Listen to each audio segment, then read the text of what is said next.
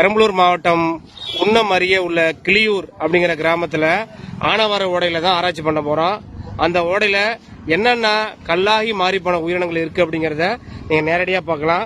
வாங்க நம்ம ஆராய்ச்சியில் போகலாம்.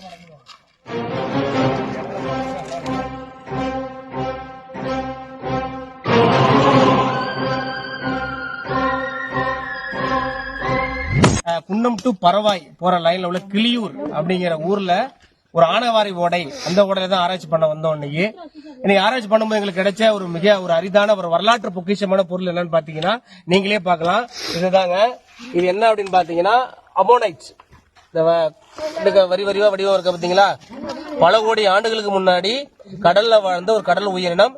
இதுல எளிமையா எல்லாருக்கும் புரிய மாதிரி சொல்லணும்னா கடல்ல வாழ்ந்த நத்தை பாத்தீங்களா, கல்லா மாறி போய் அப்படி பாறையில படிஞ்சு போயிருக்கு பாருங்க. ஒரு தொல்லுயிர் பாக்குறது எவ்வளவு அழகா அம்சமா இருக்கு பாருங்க. இது போன்ற ஒரு அதிசயமான நிகழ்வை அரியூர் மற்றும் பெரம்பலூர் மாவட்டத்துல நம்ம பார்க்கலாம். இது ஜியாலஜிக்கல் நேம் படி சொல்லணும் அப்படின்னு பாத்தீங்கன்னா அமோனைட்ஸ் அப்படின்னு சொல்லலாம். இது சுமார் 245 மில்லியன் ஆண்டுகளுக்கு முன்னாடி கடல்ல வாழ்ந்த ஒரு ராட்சத நத்தை வகை. பாக்குறது எவ்வளவு அழகா இருக்கு பாத்தீங்களா, வரி வடிவமா.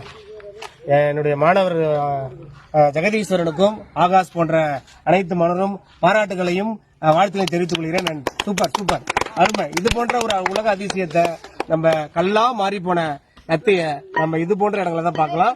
குன்னம் அருகே உள்ள கிளியூர் ஆனவாரி ஓடையில இப்ப நாங்க இந்த நத்தை எடுத்திருக்கோம். அடுத்த என்னுடைய ஆராய்ச்சி என்னன்னு பாத்தீங்கன்னா பக்கத்து கிராமத்துக்கு நாங்க ஆராய்ச்சிக்கு போறோம். வாங்க, கடல்ல வாழ்ந்த உயிரினங்கள் எல்லாமே கல்லா மாறி போன ஒரு உலக அதிசயத்தை நம்ம அரியலூர் மற்றும் பெரம்பலூர் மாவட்டத்துல நேரடியாக பார்க்கலாம். இது 100% உண்மை. இங்க பாருங்க, இது போன்ற ஒரு அதிசயமான நிகழ்வை வேற எங்கேயுமே பார்க்க முடியாது. நன்றி, வணக்கம்.